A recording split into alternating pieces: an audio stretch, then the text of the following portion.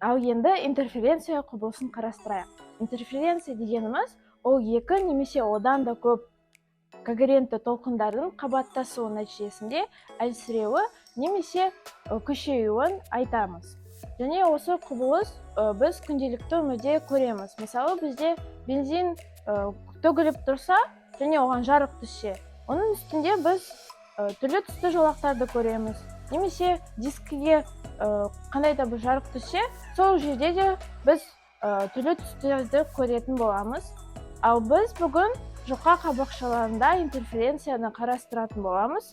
Ол бізде осындай схемада болады.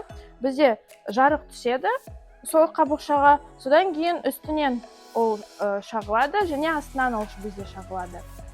Және оның қалыңдығына байланысты болады.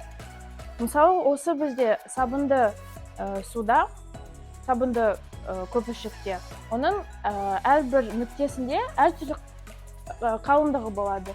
Мысалы, үстінде бізде көпіршіктің қалыңдығы жұқа болады, ал астында көпіршіктің қалыңдығы одан қалыңырақ болады. Және сол себепті де бізде сол түрлі түстер пайда болады. Себебі әрбір жерде толқын ұзындығы әртүрлі болады. Енді біз рамканы алып, сабынды суға батырайық. Бізде осындай көпіршік шығады. Күннің көзінен бізде неше түрлі жолақтар пайда болатынын көреміз. Бұл бізде интерференциялық жолақтар болады. Толқындардың қабаттасуынан бір-бірін күшейтетін және кейбір нүктелерінде керісінше бір-бірін әлсірететін интерференция құбылысын байқаймыз.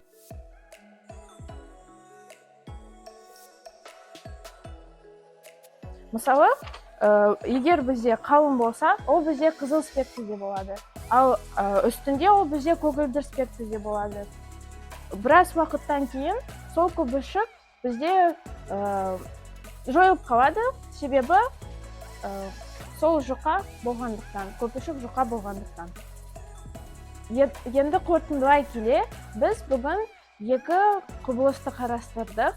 Бұл құбылыстар бізге жарықтың толқындық қасиетін көрсетеді және жарық толқын ретінде болатынын дәлелдейді. Назарларыңызға рахмет.